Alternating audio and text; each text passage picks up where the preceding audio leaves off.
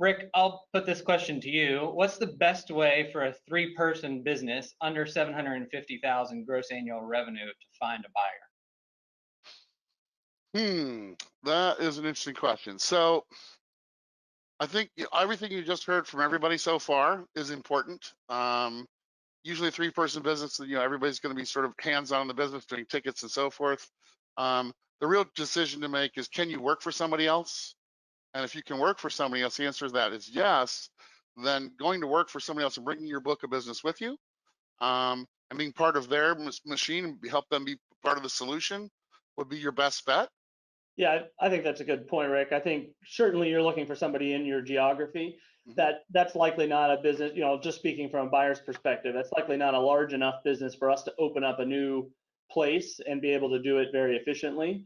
But if you're in one of our markets or the market of your best competitor, and the only thing I'd add to what Rick said is if you don't think you can work for somebody else, if you don't think you're employable, but you could stomach it for 6 to 12 months, then you could probably get through transitioning to another provider too, just knowing that you've got a short-term thing and that you're going to, sort of transition to their way of working. Yep, I agree. I've had a couple of C-level clients get together and decide to merge their companies first with the idea of becoming, in a similar geography, with the idea of becoming a better acquisition target. Is that a thing? And we've seen a good bit of that happening in several of our markets where they're banding together 2 or 3 and then looking. I don't know that I've seen one do that and already take it to market, but I know that there are several that have that strategy and that they're in the integration phase. I think as long as you're willing to put the work in, because you've got just putting them together might get you a little bit more, but actually integrating them, getting the synergy. There you go. That's where I was going to go. Like one business. That's where you really get the uplift. And I think it's a viable strategy, particularly if you're looking for a private equity backed buyer or something like that. You've got to get some size. So, I think it's a reasonable strategy. Let me jump on that though. The size is wonderful, but again, it can't be top line disease.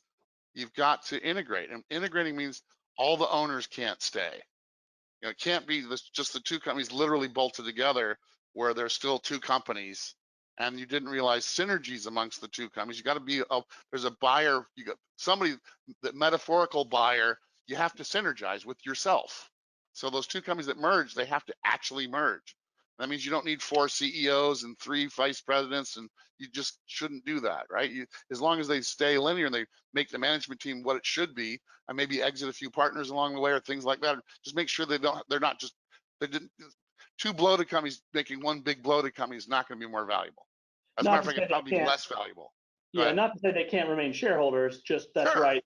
Not everybody can work in the business, or you don't, or you're back to that problem of not getting the synergies to get the uplift that you were hoping to get. Right.